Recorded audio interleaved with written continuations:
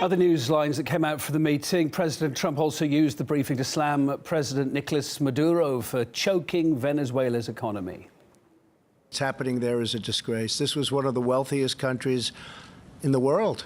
And all of a sudden it's it's grief-stricken, poverty-stricken, no food, no water, no air conditioning, no anything, no power. For a long time last week, no power. And that's going to break down again because it's being held together by threats. Well, while Washington claims Venezuela is completely impoverished, interesting to note, two filmmakers who spent a month shooting a documentary in Caracas say, actually, as they saw it, the situation's not as bad as being portrayed in Western media. They shared their findings with my colleague Colin Bray. Caracas es una ciudad vibrante y llena de vida. Eneida y yo pasamos nuestros primeros 11 años allí. En Caracas, todo el mundo hace algo en la calle, desde jugar dominó o ajedrez, pasear, pintar un mural, hacer deporte, hacer yoga. Y en uno de sus bellos parques nos tocaron una canción.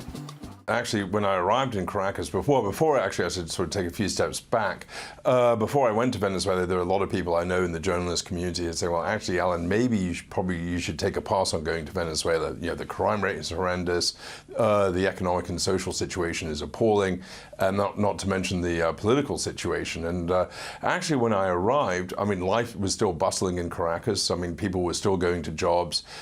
People were still continuing with their lives. People are going to find it hard to believe if the UN say 3.4 million Venezuelans have fled the country, 3.4 million people don't leave a country if everything's okay, or at least manageable.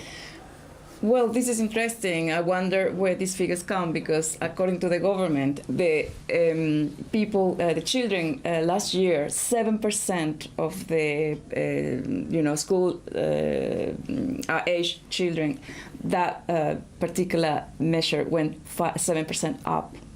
So also 120,000 Colombians actually settled last year in Venezuela. The hyperinflation concentrates on those things, but still things are cheap, like electricity bills, water bills, other things. Give us a rounded picture of this, because you spent a month in Venezuela more recently than probably most of our audience did. And let's face it, you work in the news business, you know that pictures of suffering sells more than anything else. But even in troubled countries, life has a spectrum. So, Alan, give us a fuller picture then. Life in Venezuela, tough as it is, how is it really?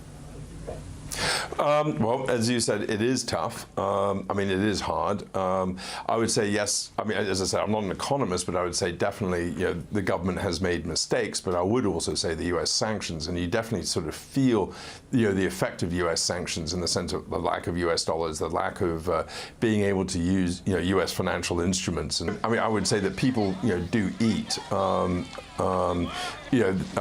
The society functions.